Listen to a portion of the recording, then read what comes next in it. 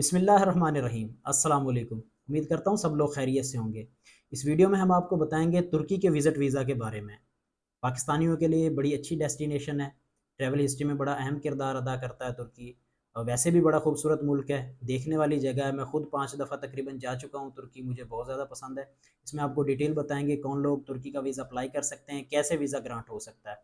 First step पे हम चलेंगे। तुर्की का ई वीज़ा जो है, ई वीज़ा वो लोग अप्लाई कर सकते हैं जिनके पास यूके, यूएसए, शेंजन का वैलिड वीज़ा मौजूद हो।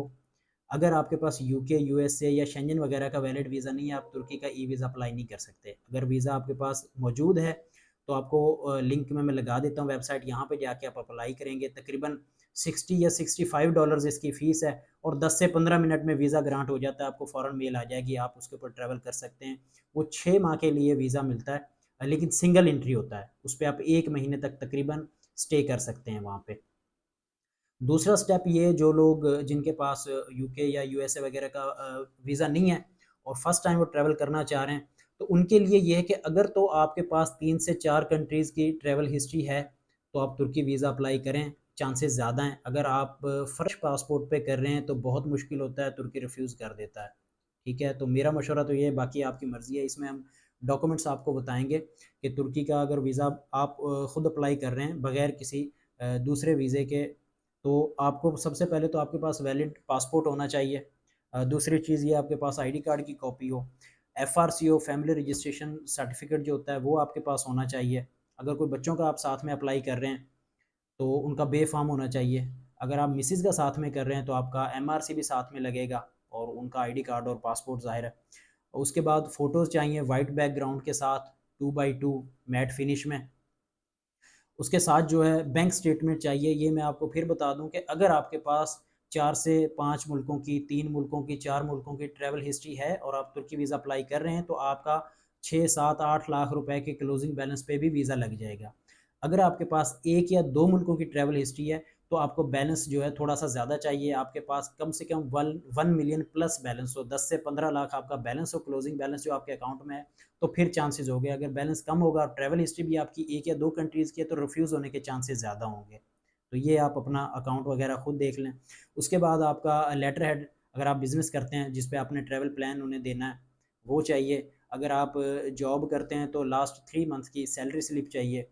ये चीज़ें आप प्रोवाइड करें। दूसरा, उसके बाद आपकी होटल बुकिंग वगैरह चाहिए, टिकट बुकिंग चाहिए, इंश्योरेंस चाहिए।